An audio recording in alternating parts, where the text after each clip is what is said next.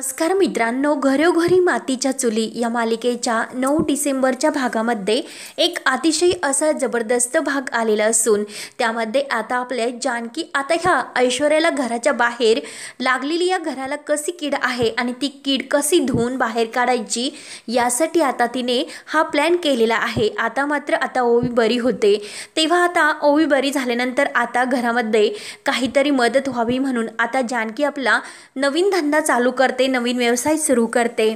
तेव्हा आता जानकी हा धंदा सुरू करता आणि त्याची सुरुवात रणदिव्यांच्या घरापासून कशी करते तर त्या आज ह्या व्हिडिओमध्ये बघूया। त्यासाठी हा व्हिडिओ शेवटपर्यंत नक्की बघत राहा। तर मित्रांनो, आता ओवी पूर्णपणे बरी होती, परंतु आता जेव्हा सुमित्रा सुद्धा हॉस्पिटलमध्ये येते, परंतु ऋषिकेशने आज सुमित्रा आईला दाखवून दिलेलं असतं की परका कोण आणि आपलं जवळचं कोण। तेव्हा आता ऋषिकेश पूर्ण अगदी स्पष्ट शब्दात म्हणलेला असतो की मला ह्या रणदिव्याच्या घरातील कोणाशीही काही संबंध ठेवायचा नाही। या घरातील प्रत्येक आजपासून माझ्यासाठी शत्रू असेल आणि एकेकाचा मी आता फडशा पाडल्याशिवाय राहणार नाही। त्या अगोदर मी आता त्या सयाजी पाटील आणि ह्या ऐश्वर्याची कशी जिरवतो त्यासाठी आता ऋषिकेश सज्ज होतो। तर आता जानकी सुद्धा इकडे ओवीला हॉस्पिटलमधून घरी घेऊन येते आणि घरी घेऊन आल्यानंतर आता ओवी पूर्णपणे बरी होती। तेव्हा आता जानकी आपला दुसरा कामधंदा सुरुवात करते शोधायला। जानकीला मात्र आता एक खूप छान असा धंदा मिळालेला असतो, कारण आता तिला हे पूर्णपणे माहिती झालेलं असतं की आता सुमित्रा आईंनी सुद्धा ऋषिकेशला सर्व काही सांगितलं, कारण जेव्हा तिने फोन करून पैसे मागितलेले असतात ओवीच्या हॉस्पिटलसाठी, सुमित्रा आईना वेगळाच गैरसमज करून घेतलेला असतो आणि जानकीला वाटेल तसे त्या बोलतात। परंतु आता सुमित्रा आई गुलाबच्या सांगण्यावरून हॉस्पिटलला धावतच येते आणि धावत आल्यानंतर ऋषिकेशला विनवणी करते की ऋषिकेश, अरे मला माझ्या ओवीला भेटून दे। परंतु ऋषिकेश मात्र काही ओवीला भेटून देत नाही, परंतु आईला म्हणजे त्या सुमित्रा आईला सांगितलेलं असतं की सख्खा आणि सावत्र काय असतं हे आज आई तू दाखवून दिले। कुठे गेली होती तुमची माया ओवी, एक आजीची माया कुठे गेली होती? तेव्हा मात्र आता जानकी ही ऋषिकेशला खूप समजावण्याचा प्रयत्न करते, परंतु तरी सुद्धा आता ऋषिकेश काही ऐकायला तयार नसतो। तेव्हा आता ऋषिकेश काही ऐकणार नाही हे आता जानकीने पूर्णपणे ओळखलेले असते।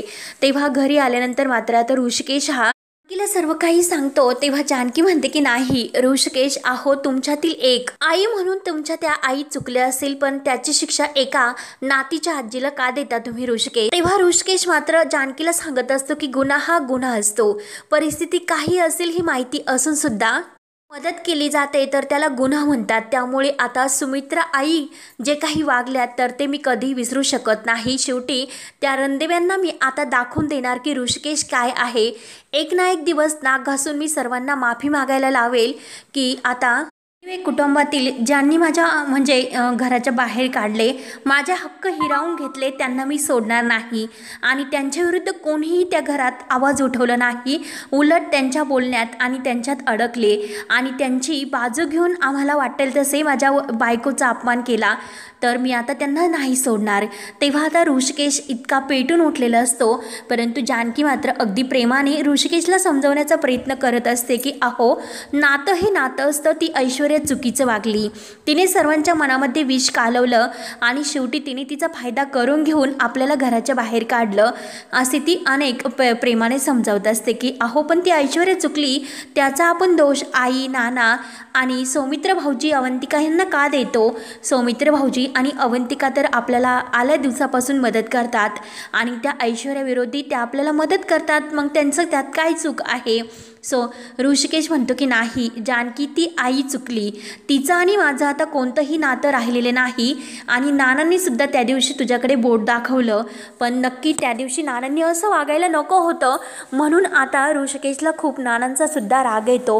परंतु आता मात्र जानकी ही प्रेमाने समजवत असते की किती केलं तरी शेवटी आपण एक आहोत आणि त्या रणदिव्यांच्या घरामध्ये जे काही कोणी त्या ऐश्वर्याने सर्व काही केलं आहे तिला तिच्या पापाची शिक्षा आपण देऊया। करूयात म्हणून जानकीने आणि ऋषिकेशने मिळून एक असा भयानक प्लॅन केलेला असतो। परंतु इकडे मात्र आता सुमित्रा जेव्हा घरी येते आणि ती रडत बसलेली असते, कारण आता खरंच तिचे डोळे उघडलेले असतात। आपण जे काही वागलो ते चुकीचं होतं, एका नातीला सुद्धा आपण मदत करू शकलो नाही, ती जीवाशी झगडत असताना हॉस्पिटलमध्ये असताना तरी सुद्धा आपण काहीच करू शकलो नाही, म्हणून तिला खूप वाईट वाटतं। उलट आपण जानकीचा अपमान केला। तेव्हा ती घरी येते आणि घरी आल्यानंतर मात्र अगदी नाराज बसलेली असते। तेव्हा मात्र आता ऐश्वर्या म्हणते की आई, अहो तुम्ही हॉस्पिटलला का गेला होतात, काय गरज होती तुम्हाला तिकडे जाण्याची, त्या ऋषिकेश दादाने तुमचा किती अपमान केला आणि तुम्हाला त्यांनी दाखवून दिले। तेव्हा मात्र आता ती जेव्हा म्हणते ना की चुकलं आई तुम्ही तुमचं हॉस्पिटलला जाऊन, तेव्हा मात्र आता एका सुमित्रातील आजी जागी होते आणि एका ऋषिकेशची आई जागी होते की ती आता तडखेदार त्या ऐश्वर्याला उत्तर देते की ऐश्वर्या, चूक माझी नाही, चूक तुझी आहे। अगं तू माझी दिशाभूल केली, माझ्याशी खोटं बोलली, त्यामुळे मी तुला कधीही माफ करू शकणार नाही। म्हणून आता सुमित्राला प्रत्येक वेळेस ती विचार करते की नक्की ही ऐश्वर्या खोटं वागते, आता हिच्यावर अगदी पाळत ठेवून राहायला हवं, हिच्यावर लक्ष ठेवून राहायला हवं। म्हणून आता ऋषिकेशने त्या सुमित्राचे कान उघडलेले असतात आणि आता सुमित्रा आईला ऐश्वर्याचा खरा चेहरा मात्र आता कळलेला असतो। तेव्हा मात्र आता तिकडे ऋषिकेश तर पेटून उठलेला असतो की ती ऐश्वर्या आणि तो सयाजीराव, तिचा तो सडका बाप, तो सयाजी पाटील यांना आता मी चांगला धडा शिकवणार आहे। म्हणून ऋषिकेश आता धावतच त्याची गटचंडी धरायला जाणार असतो आणि त्याला दाखवून देणार असतो की ऋषिकेश रणदिवे काय आहे। ऋषिकेश रणदिव्याच्या जीवनात हात घालून त्याने खूप मोठी चूक केली। आता ऋषिकेश रणदिवे काही एका वाघापेक्षा कमी नाही, कारण आता त्याने शिकार करायची होती तर वाघाच्या पंजात हात घेतला, त्यामुळे आता मात्र मी त्याला नाही सोडू शकत। म्हणून आता ऋषिकेश त्याचा बदला घेणार असतो, जसेच तसे त्याला अगदी वठणीवर आणणार असतो। त्यानंतर मात्र आता ओवी बरी झाल्यानंतर आता जानकी एक उद्योग सुरू करते आणि एका कंपनीत तिला छान असा जॉब मिळतो आणि ती कंपनी असते की रंगमाला पावडरची आणि ती कपडे धुण्याची पावडर असते। तेव्हा आता जानकी त्यामध्ये कामाला लागते आणि प्रत्येक दारोदार तिला ती पावडर विकायची असते। जानकी मात्र अगदी आनंदाने ते काम स्वीकारते आणि त्या कामाची सुरुवात तिला आता आपल्या रणदिव्यांच्या घरातून करायची असते, कारण रणदिवे कुटुंबाला ती आपलंसं घर मानते आणि त्या बंगल्यातूनच आता तिला आशीर्वाद मिळणार आहे। म्हणून ती आपल्या कामाची सुरुवात आशीर्वाद बंगल्यातून करते आणि तेथे ती आपली रंगमाला वॉशिंग पावडर कंपनीची विकायला घेऊन येते। सुमित्रा आणि आजी ऐश्वर्या हे दरवाजा उघडतात आणि दरवाजात येतात आणि जेव्हा जानकी ती वॉशिंग पावडर घेऊन येते तर सुमित्रा, आजी आणि ऐश्वर्या बाहेर येतात, दरवाजा उघडतात। जानकीला बघून तर त्यांना धक्काच बसतो, पण त्या अगोदर मार्फत दरवाजा उघडण्या अगोदर जानकी आपल्या घराचं दर्शन घेते आणि तिला आता आशीर्वाद बंगल्यातून आशीर्वाद तर मिळालेच असतो आणि आता ह्याच ती वॉशिंग पावडरमधून उंच अशी भरारी घेणार असते आणि आपला व्यवसाय ती पुढे नेणार असते। तेव्हा आता ह्या तिघीही जेव्हा दरवाजा उघडतात तेव्हा मात्र आता त्यांच्या पायाखालची जमीन हादरते की जानकी येथे कशाला आली असेल। परंतु आता जानकीला बघून मात्र सुमित्राला आनंद होतो, परंतु ऐश्वर्या आणि आजी यांचे चेहरे अगदी पाहण्यासारखे होतात। तेव्हा जानकी अगदी खुश होऊन सांगत असते की मी आमच्या कंपनीची रंगमाला वॉशिंग पावडर विकायला आलेले आहेत त्यांच्याकडून आणि ह्या नवीन काम मी सुरू केलेलं आहे, त्याची सुरुवात मात्र मला आपल्या रणदिव्यांच्या बंगल्यातून करायची। असं म्हटलं की चांगल्या कामाची सुरुवात ही आपल्या घरातूनच व्हायला हवी, तर ती पावडर ती ऐश्वर्या, सुमित्रा आणि आजी यांना दाखवते। तेव्हा मात्र आता लगेच ऐश्वर्या म्हणते की अरे वा, नवीन काम, म्हणजे आता रणदिव्यांच्या सोनाने ते नवीन काम सुरू केलं। तर ऐश्वर्याला हे काही देखवत नाही, परंतु आता मात्र ऐश्वर्या म्हणते की हो, तू तुझ्या पावडरबद्दल इतकं काही सांगते, मग पावडरचा डिफेक्ट तुला तर द्यायलाच हवा। म्हणून ती आता एक पांढरं कपडा घेते आणि त्यावर मात्र आता ते तिच्या पावडरमध्ये जानकीला धुवायला लावते। परंतु आता जानकी काही कमी नसते, जसं तिचं मन स्वच्छ तशी तिची पावडरसुद्धा अगदी स्वच्छ असते आणि जी काही ही ऐश्वर्या असते तर तिचे जे काही हे कारस्थान चालू असते तर ते काही कमी होत नसतात। जानकीला जे कपडे तिने धुवायला दिलेले असतात तर त्या कपड्यावर मात्र ती आता पूर्ण हळद टाकून देते आणि जानकीला ती कपडे धुवायला लावते। परंतु जानकीला ऐश्वर्याचा अगोदर खूप राग येतो।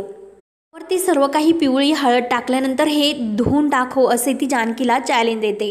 जानकी म्हणते की ठीक आहे, तर ऐश्वर्या म्हणते की हो, एकही डाग राहिला नाही पाहिजे, सर्व डाग गेले पाहिजे। तेव्हा आता सुमित्रा आणि आजी तर तेथेच असतात, त्या फक्त बघत असतात। जानकी अगदी गोड स्माईल करते आणि सर्व काही त्या पावडरने आपले कपडे धुवून काढते, एकही डाग असा शिल्लक राहत नाही। आणि जेव्हा ती कपडे धुवून काढते, परंतु झटकताना मात्र ती आपल्या ऐश्वर्याच्या तोंडावर झटकते आणि एकही डाग त्या कपड्यावर ठेवत नाही। आणि ऐश्वर्याचा मात्र अगदी चेहरा पाहण्यासारखा होतो, कारण एकही डागीने ठेवलेला नाही।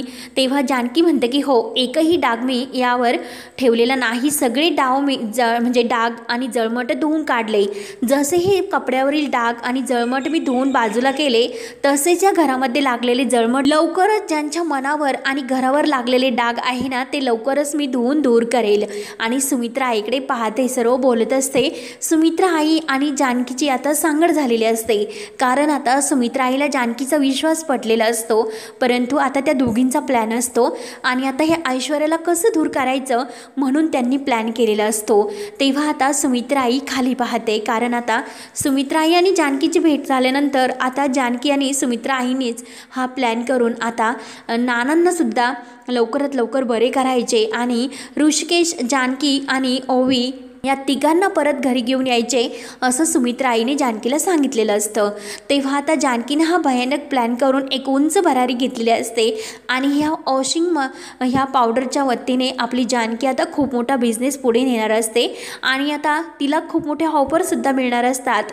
आशीर्वाद बंगल्यातून तिच्या या नवीन कामाची सुरुवात होते, म्हणून या घराचा आशीर्वाद तिच्या कायम पाठीशी असतो आणि शेवटी आपली जानकी उंच भरारी घेते आणि तिचा सर्व काही अगदी सक्सेस करते। तेव्हा आता लवकरच ऐश्वर्याची या घरातून हकालपट्टी तर कशी होते, परंतु आता सुमित्राच्या मनातून, नानांच्या मनातून ऐश्वर्या तर पूर्णपणे उतरलेली असतेच, पण आता हे सारंगच्या मनातून तिला उतरवायचं असतं आणि सारंगसमोर आता शेवटी तिचं खरं रूप आणायचं असतं। म्हणून आता तिने एक असा निश्चय केलेला असतो आणि जे काही ऐश्वर्याने तिला कपडे धुण्याचं चॅलेंज आहे ते तर पूर्ण करून त्यामागे जो काही उद्देश आहे तो आता ऐश्वर्याला बोलून दाखवलेला असतो।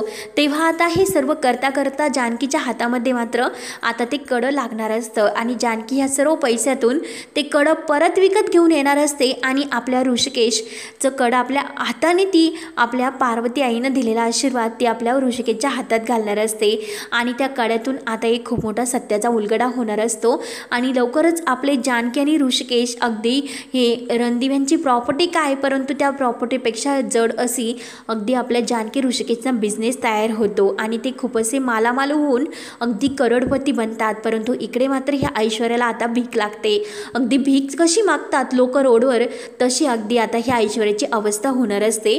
तेव्हा आता पुढे काय काय होत राहणार हे पाहण्यासाठी आपल्या चॅनलला नक्की सबस्क्राईब करत राहा। धन्यवाद।